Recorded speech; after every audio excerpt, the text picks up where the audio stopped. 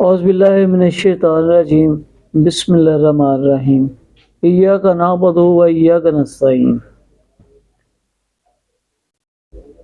اللہ تعالیٰ نے کائنات کی تکمیل جو اس نے سوچا اپنی قہاری و جباری کے باوجود رحمت کو اپنے اوپر لازم کر لیا۔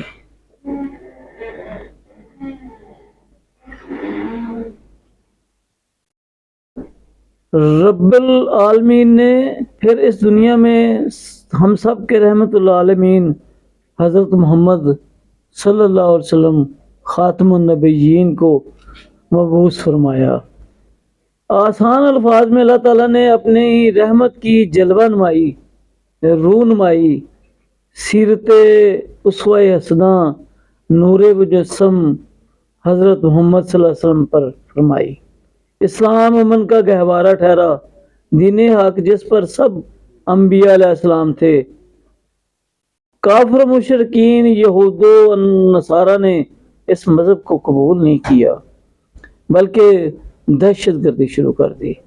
آپ صلی اللہ علیہ وسلم اور ان کے صحابہ رضوان علیہم اجمعین کو ٹارچر شروع کر دیا، اللہ کا آخری رسول ماننے سے انکار کر دیا، جنگ و جدال ہوئی، حق چھا گیا اور باطل مٹ گیا کہ اسے مٹنا ہی تھا، القرآن۔ انسانی تاریخ اس بات کی گواہ ہے کہ مسلمانوں نے حق کو پھیلانے کے لیے دعوت حق کے لیے تبلیغ کا سہارا لیا۔ عرب و روم و فارس میں اپنی مسلمانی کی پہچان کرائی، بذریعہ قرآن گرائی۔ امن و آتشی کے باوجود باطلانہ قوتیں جنگ پر اتر آئیں۔ صہیونی یہودی قوتوں نے پھر سے روڑے اٹکانے شروع کر دیے، خفیہ اور اعلانیہ بغاوتیں کی، شور زدگی کی، دہشت و وحشت پھیلائی۔ قرآن مجید کا تو واضح پیغام ہے کہ جس نے ایک انسان کی جان بچائی اس نے پوری انسانیت کی جان بچائی، اور جس نے ایک انسان کو ہلاک کیا اس نے پوری انسانیت کو ہلاک کیا۔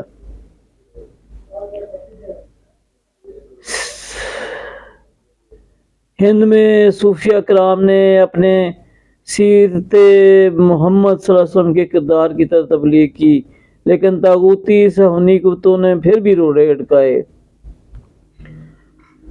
قرآن مجید میں تو واضح پیغام ہے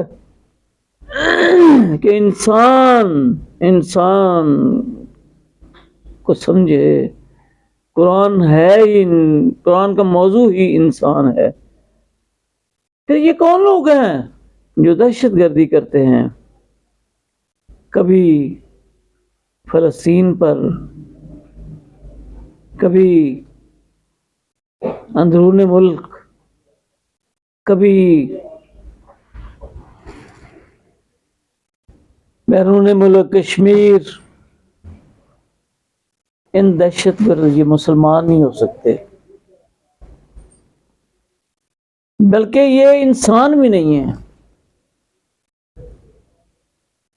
اللہ تعالیٰ معاف کرے، ہمیں ان سے بچائے۔ میرے والد مرحوم فرمایا کرتے تھے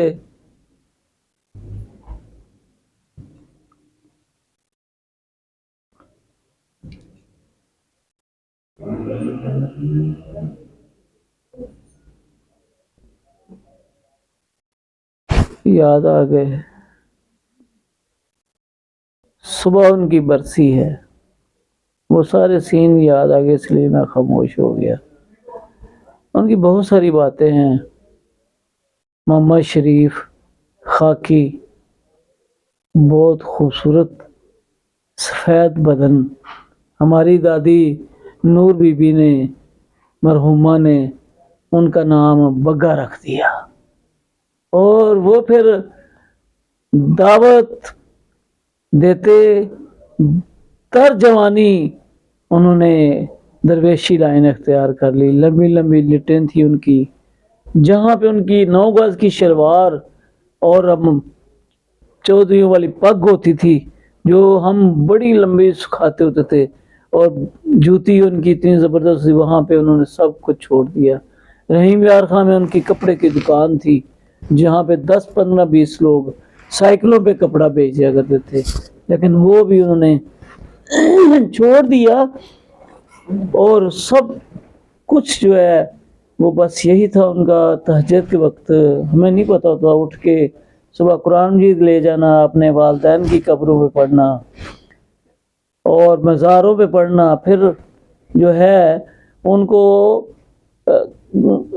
نہر کے کنارے پہ پڑھنے کا مزہ آتا ہے، ایسی پھر پورے گاؤں میں قرآن مجید کی تبلیغ کرتے، اور جو برائی ہوتی اس کو ہاتھ سے روکتے، پہلوان تھے۔ اللہ تعالیٰ ان کو جنت الفردوس میں اعلیٰ مقام عطا فرمائے۔ اللہ تعالیٰ سب کے والدین جو اس دنیا سے چلے گئے ہیں ان کو جنت الفردوس میں اعلیٰ مقام عطا فرمائے۔